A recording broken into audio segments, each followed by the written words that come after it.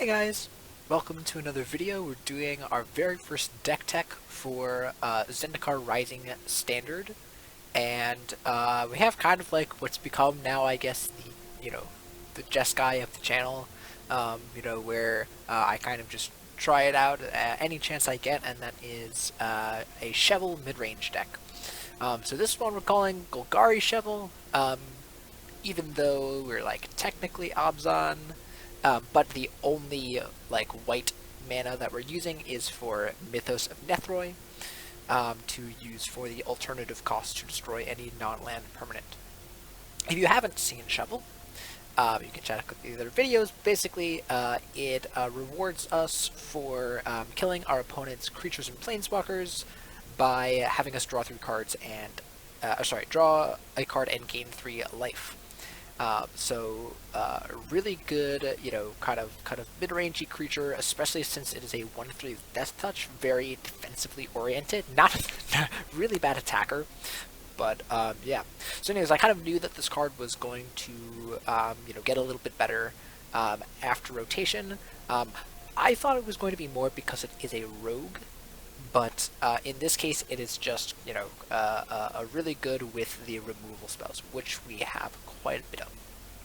Also note, this I got off the list I got off the internet. I did change one card, which was I exchanged a Null Priest for Chevill, which as we'll see, this is a pretty decent, graveyard revival, but I don't see the kicking being cast as often, especially with 2 copies in the deck. I don't think I ever want to draw multiples of that card, and often many games I just don't need this kind of effect.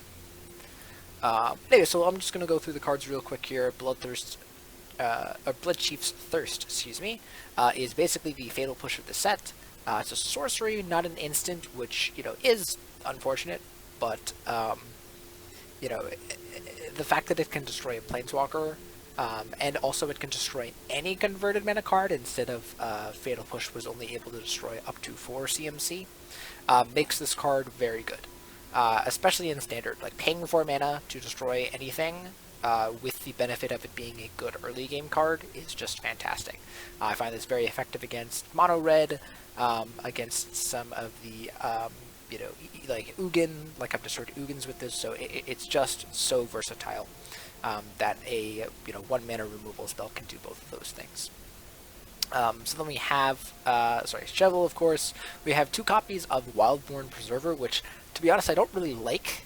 But I think, 2 copies is, enough where if you draw one, you can kind of make it big by playing non-human cards. The only human, I believe, is Chevill, if I'm correct. So, yeah, so like that's the only kind of nombo. But otherwise, all of our creatures can trigger Wildborn Preserver. Also, notably, the Flash is like strangely relevant. I've had a lot of people play like 1-drops on turn 1, like 1/1s or whatever, and attack, and then I just get to eat it. So that's always kind of like a gotcha moment.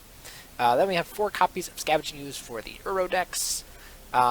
Really effective against those, and also just like gets big. You can also eat your own stuff, which I do sometimes, and yeah.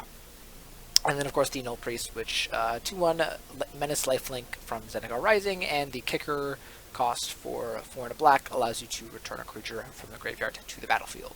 So really interesting kind of reanimate effect that we'll see we have a few decent targets for. Mythos, as I mentioned, again for removal, and then kind of the strongest addition to the deck is Grakmaw Skyclave Ravager, which is our other +1/+1 counter kind of synergy here. So anytime anything with a counter on it dies, we put a counter on it, and then whenever it dies, we make an XX, where X is the number of counters on it. So at a base value, it's just a 3/3 that when it dies makes a 3/3. So that's great value right there, and then it can just get even bigger from there. Notably, if you play if you play a Grakmaw and then you play another Grakmaw, the first Grakmaw will see the other one die. So you'll get both the trigger on the new Grakmaw and the Grakmaw that just died will also give you the Hydra. So that's one of the nice things, is that if you draw multiples, it's still relevant. Like it can still do something if it's the only, like if those are the only 2 cards in your hand. Some more additions from Zendikar Rising. We got Hagra's Mauling, which is a land that can also function as a murder, basically, if our component controls no basic lands. Otherwise, it's just 1 mana more. Um, so I don't often see the no basic lands clause being triggered, but the fact that this is a removal spell that can also just be a land is really, really crucial. And then kind of the other, like, quintessential cards in the deck is Nissa of Shadowed Boss. People thought this was going to be a mid-range card from the start, and they were right. Basically, landfall puts a loyalty counter on it. Its uptick makes a land into a 3/3 with haste and menace, only for the turn though, not like the old Nissa or Who Shakes the World. Thank goodness that's gone. And then the -5, which is kind of the thing that we want to be doing most, is puts a creature from our hand or our graveyard onto the battlefield with 2+1/+1 counters on it, and it has to have converted mana cost less than or equal to the number of lands. So in our deck, pretty much all the time, we're going to be able to reanimate something, because by the time we have 4 lands, most of our creatures can be hit by it. I think there's one creature that is 5 CMC, but yeah. Then we have Pelucranos Unchained, which enters with 6 counters. When it's dealt damage, loses them, and then can fight something, and also escapes with 12 counters instead. So if you ever escape this card, it's just ginormous, and it's just a really powerful 4-mana play that can also trigger Chevill a lot. Like, I find a lot that I am fighting with it to trigger Chevill's ability and draw extra cards. So really, really cool card. Yeah, and then let's get into the kind of top end. So we have Elder Gargaroth, which is Vigilance, Reach, Trample, and then when it attacks, you get 3 great options. So much stats on this, and just so much value. The gain life is relevant against, aggressive decks, so is the 3/3 body, and then against control decks, you can just, like, draw cards, or, produce bodies. It just provides so much card advantage. And the fact that it has Vigilance means that, you can attack with it, trigger it, and then block with it, and then trigger it. So, like, I've had games like that just bury my opponent in the value. Then we have Garrick, Cursed Huntsman. This card, kind of wasn't seeing play a lot. I think, I'm hoping that it'll see a little bit more play.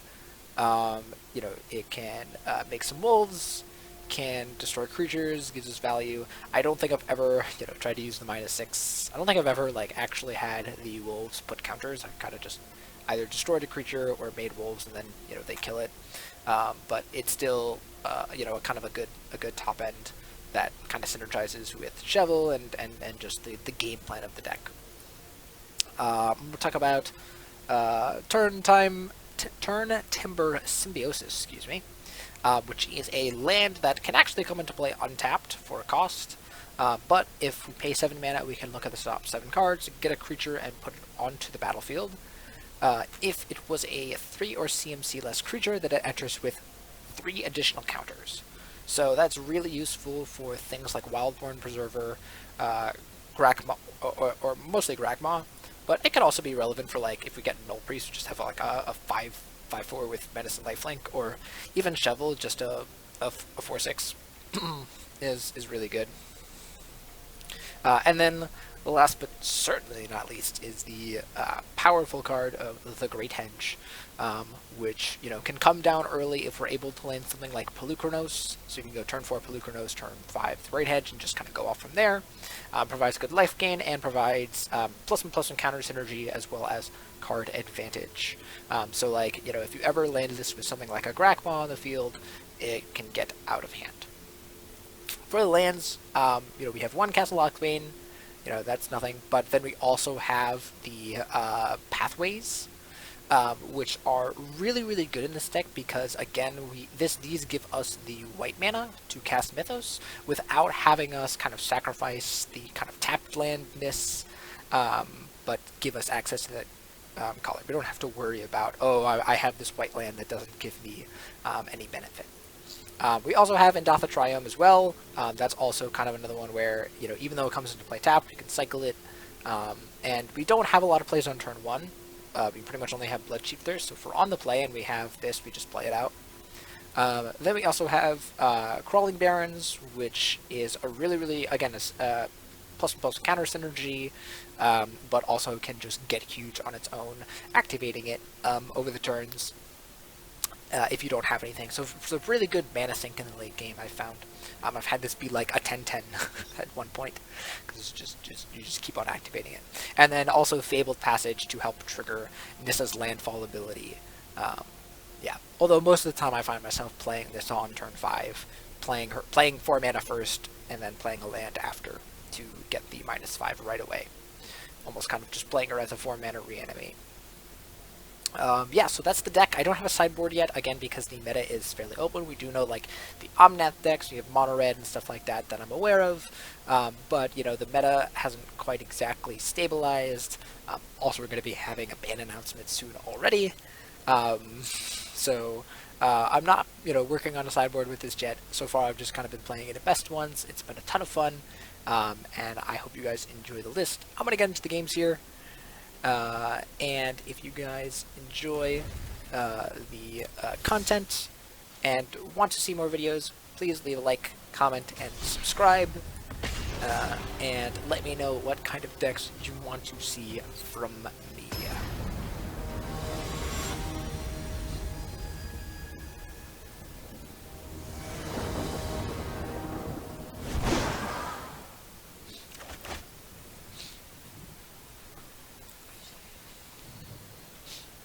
Alright, so this hand, unfortunately, is a mulligan.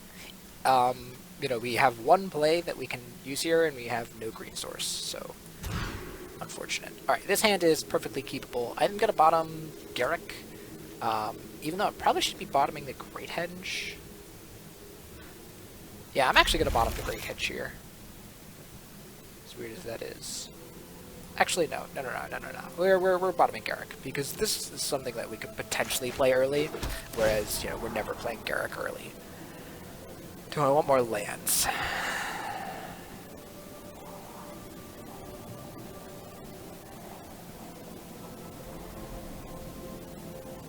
I think I'm bottoming this to try and draw like some kind of better spell or interaction. I'm going to play Skoos on 2 and then play Temple and try and find a 4th land, probably. Oh, okay, we're going to play Wildborn Preserver next. Let's just pass.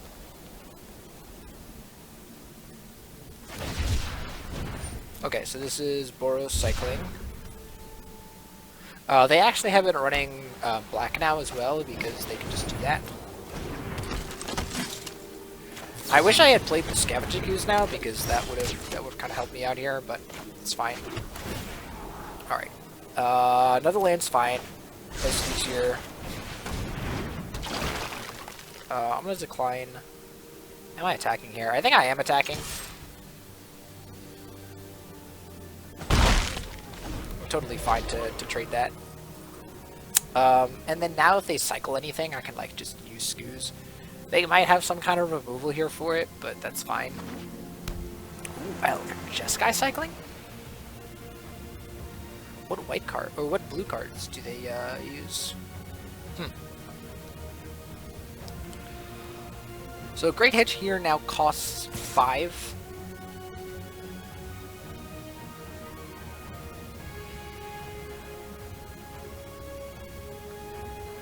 That's weird.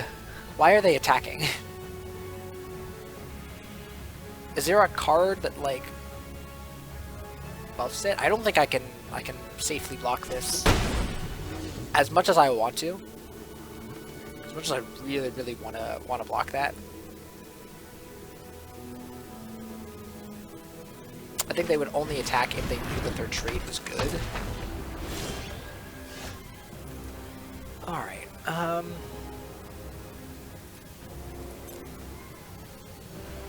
think I'm swinging in here.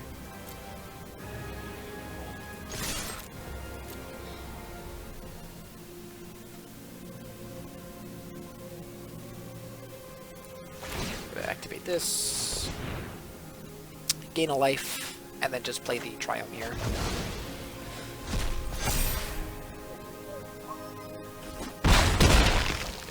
Just play this and pass.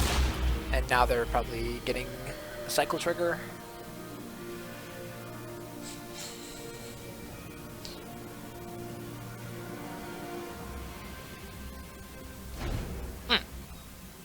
Interesting.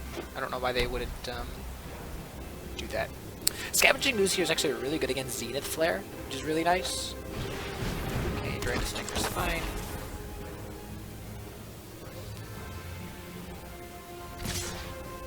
Yep.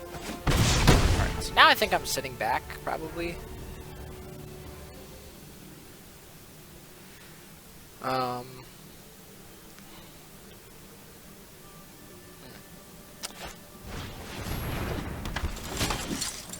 Ooh, there's Mythos.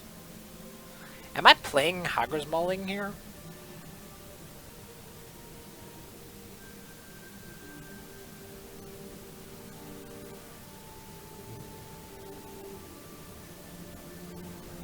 I'm playing it as a land? I don't think so. I think I want to wait for another land. I think I'm just playing Mythos here on a Valiant Valiant Rescuer. And then just play with that. I think I'm attacking with the Wildborn Preserver because I don't plan on blocking. They can trade if they want.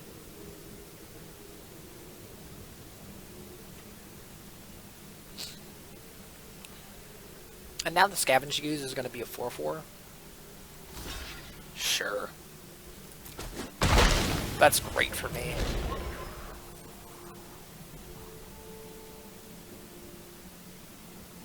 Because now I'm under so much less pressure from the Stingers. And there's another creature in the graveyard for Scavenging Ooze. Yeah, this is why I really like Scavenging Ooze right now. It's good against the Uro decks, and then just, you know, it synergizes with the Chevill game plan so much. Like, I didn't think so originally. I thought people were playing this more for, like, graveyard hate, but, you know, realizing that the Scavenging Ooze can actually become a threat with the amount of removal that you play in Chevill decks. Yeah.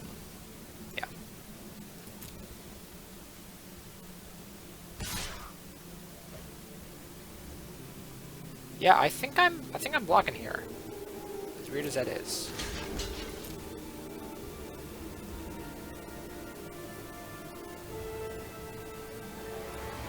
I'm gonna do it on this, yeah.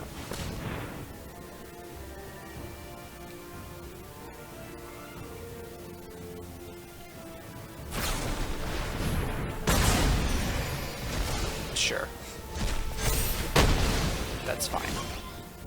Ooh, hello, Pelucrados. So now I can just play Great Hedge next turn if they don't kill this. So, like, yeah, I don't even have to play Hagra's Mauling anymore. Mauling? Mauling. Maulding. Mauling? Maulding. And then I can actually play Great Hedge and use Pelucrados' ability and all that stuff. So, we're in a good spot here. Great Hedge will give us some good value. Also, I can use this actually to get back Scavenging Ooze, and that's going to be awesome.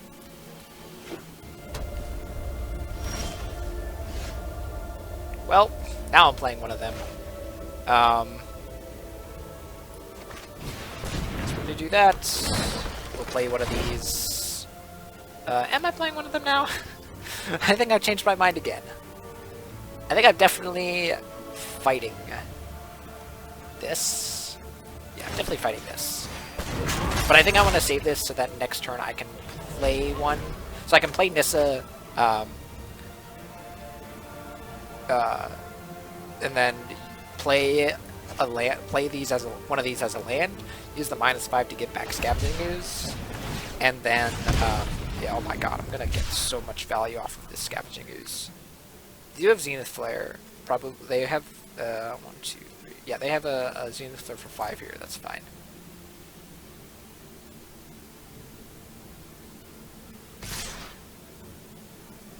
Yep, that's fine. It's kind of a weird play.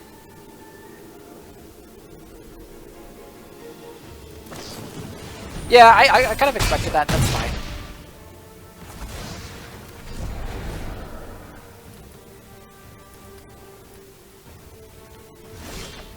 Alright.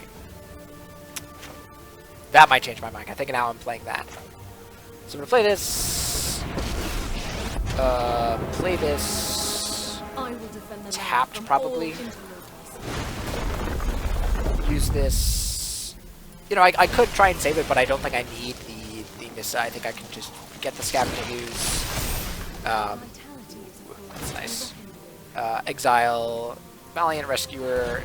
Exile Valiant Rescuer. And now I have, like, 2 more removal spells in my hand. As well as a gigantic Scavenging Ooze. So, actually here, Scavenging Ooze is kind of showing how, like, even though it's for the Uro decks, it can beat, it can help against cycling. Yeah, wow. What a fantastic game that was. Alright. So here we have, you know, a decent curve in, like, you know, 3-drop, 4-drop, and we also have the Great Hedge again. And even though there's no 2-mana play or even 1-mana play, which again we don't have a lot of, I think this is good enough where I can try and hit something to play off of Temple of Malady. This is the difference where, sorry, I usually say, like, oh, for all the play, I'll play Triumph turn 1. But that's different in this case because we have the Temple of turn 1. Ooh. Do I have the lands for that? 1, 2, 3. I think I'm going to keep this, actually. So now I can play, like, in Death of Triumph on 2... Really funny here how we actually might have Hagra's Mauling cost 3 here. That would be very funny. Aw. Oh wait. Okay. So this is one of the decks that I think this deck has a little bit of trouble with if they have a good draw. I think I'm just playing Grakmaw here.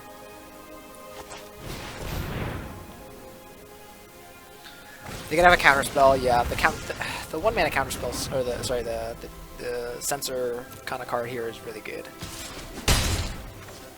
Get more. Yikes! Actually, that's fine because we can kill that. Yeah, that's actually fine. Can I kill both? Yeah, actually, I can play this as a black and kill both. So I can kill that and then kill that. And then play Gargaroth next turn, very easily. So this makes them put something onto the board, and now I can just... Oh, are they gonna not... Oh, they're not gonna play anything! No! I think I'm just gonna play Pelucranos here. This gets past the censor.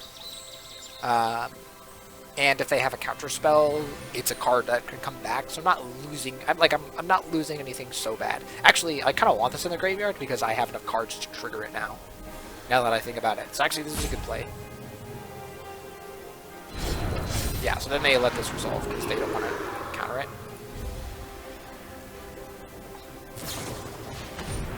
That's fine. Alright, I like how I was saying we had trouble, and now I feel like we're, like, kind of clobbering this guy.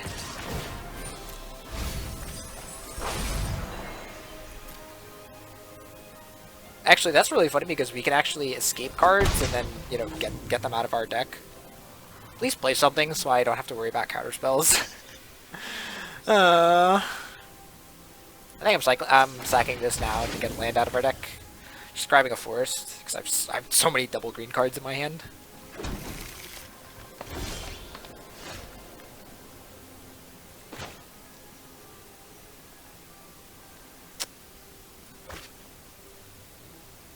I think I'm playing this first to kill this.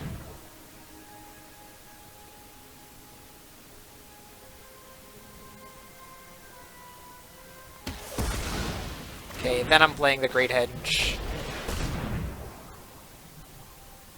And then just attacking. They could have a counterspell, like they could have negate.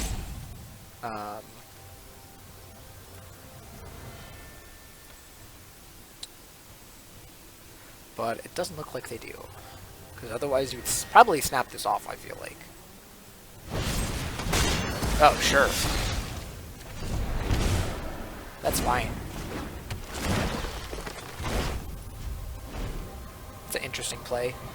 Can I just like play Gargaroth here next turn and get some good value? Oh, I'm getting good value. Some good value.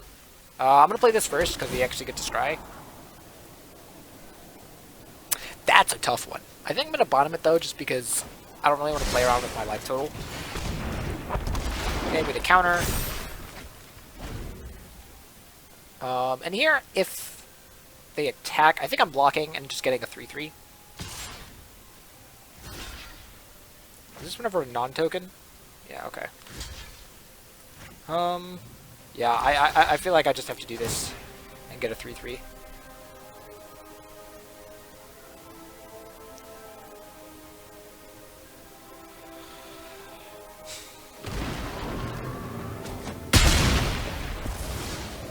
And I gotta always, you know, get that kind of stuff back later. With Nissa's... We're missing one Nissa, right? Yeah, we have one Nissa in our graveyard. So we still have a few in our deck. And we also have another Gargaroth in our hand. Oh man, if they had been able to kick that... I like, that's so expensive, but like, that would be really funny. Alright, so here's Gargaroth again.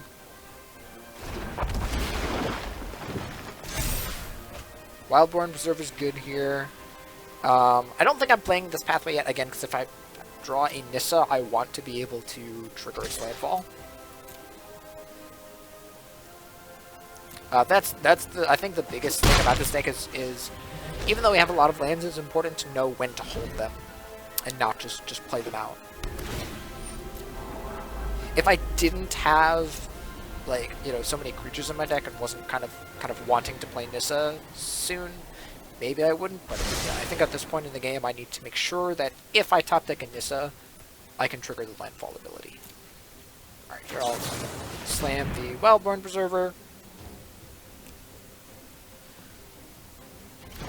Trigger a Great Henge.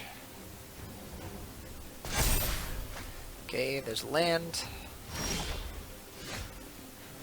Which I can play. I think first I'm gonna attack with everything and draw a card with Gargaroth.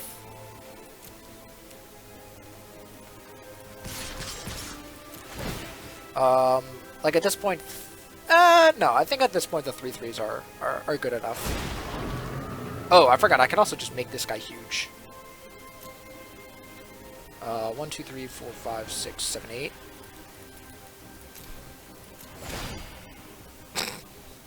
That's a big elf archer? That's a big elf archer. Oh, okay, so that does have death touch, so that's fine. Aww, alright, well.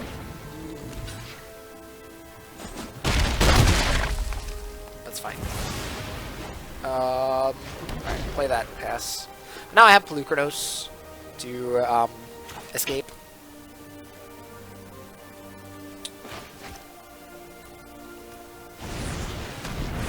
Yep. Ooh, that's really good. I think I'm actually playing that first.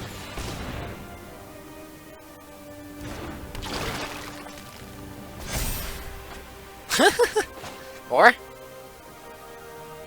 can we just go with Pelucranos? I think I'm swinging first. They can double block, and then I just get rid of the Murderous Rider. And that's fine.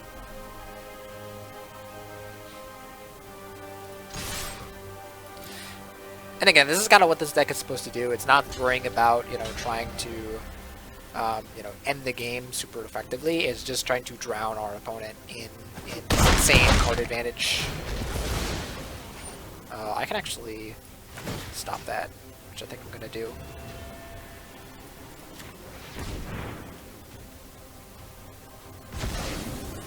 Okay. And then I'm going to unearth. Unearth. I'm sorry, I meant get back lucratives. Unearth, lol, I'm funny. Escape. They're gonna come out of the graveyard using an ability. And I get to draw a card. Forgot about that. 13. 13 plus encounters on a card. You ever seen that? Again, still keeping a singular land in hand. Just in case. Oh no! We have one Nissa left in our deck. Yeah, we have one Nissa left. Alright, well, that's not great.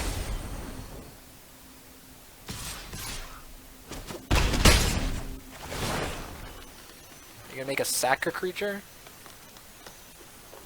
Or just nothing? We win that because we just have Netherite to destroy this. Sack a creature? Sure.